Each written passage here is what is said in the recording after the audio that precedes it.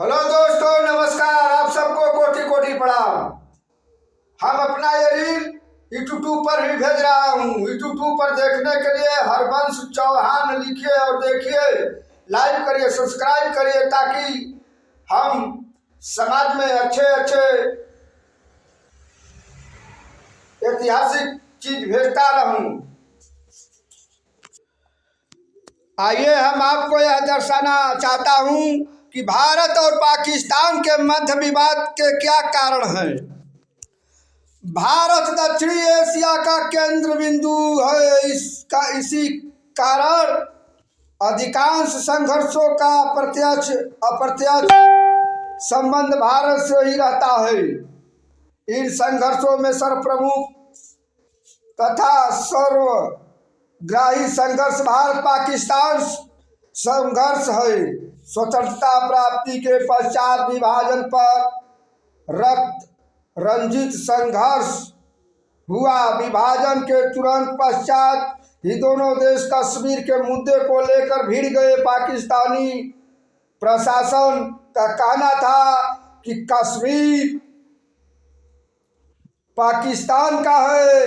इस विवादित विषयों का समाधान तो सन 1947-48 के युद्ध में भी नहीं हुआ तथा सन 1965 के युद्ध में भी नहीं हो सका। 1948 के युद्ध की परिणति कश्मीर के दो भागों में विभाजित होने से हुई, अर्थात कश्मीर के दो हिस्से हो गए, जिसमें से एक भाग पाक अधिकृत कश्मीर कहलाया, जबकि दूसरा भाग भारत का जम्मू कश्मीर प्रांत बना। दोनों देशों के मध्य एक नियंत्रण सीमा रेखा है। 1971 में भारत ने पाकिस्तान के विरुद्ध एक निर्णायक ऐतिहासिक विजय प्राप्त की, किंतु कश्मीर संबंधी समस्याओं का समाधान अभी तक न हो सका।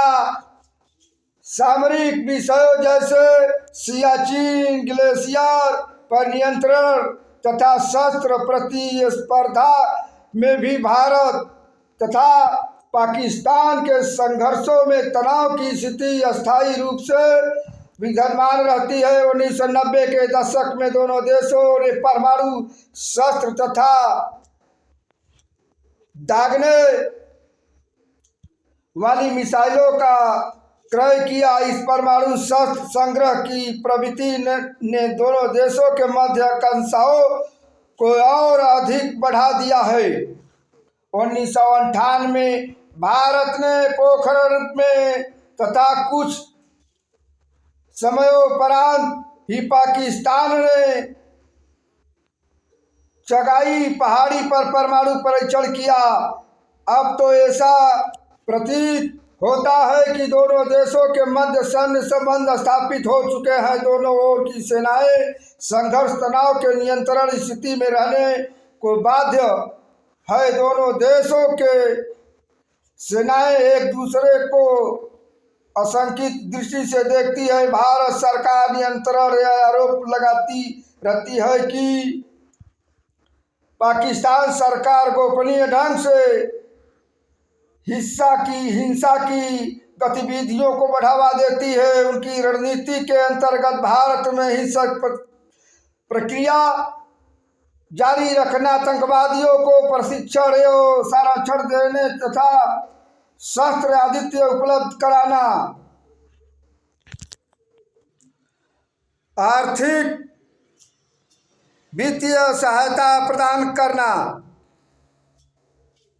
इत्यादि आते हैं। भारत सरकार को तो यह भी मानना है कि पाकिस्तान ने 1985 से 1995 तक की अवधि में खालिस्तान समर्थक उग्रवादियों को हथियार तथा गोले बारूद आदि दिए थे। पाकिस्तान की गुप्त agency inter services intelligence ISI पर बांग्लादेश तथा नेपाल के गोपनीय स्थलों से पूर्वोत्तर भारत में भारत विरोधी गतिविधियों में संलग्न होने का आरोप है। भारत में जो भी आतंकवादी आक्रमण होते हैं अक्सर इनमें पाकिस्तानी हाथ होने के पूर्ण साक्ष्य प्राप्त होते हैं। प्रत्युत्तर में पाकिस्तानी प्रशासन भारतीय सरकार तथा उनकी गोपनीय एजेंसियों पर सिंध तथा बलूचिस्तान में समस्या को और अधिक भड़काने का आरोप लगता है।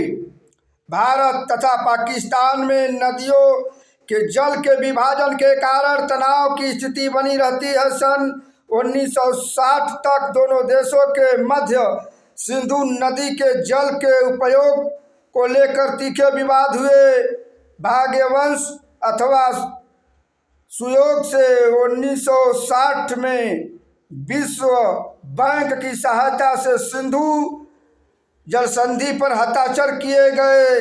संतोष का विषय है कि अनेक सैन्य संघर्षों के उपरांत भी यह संधि आज भी मान्य है। यद्यपि सिंधु जल संधि की व्यवस्था तथा नदी जल के उपयोग की शर्तों पर अभी भी कुछ विवाद बने हैं।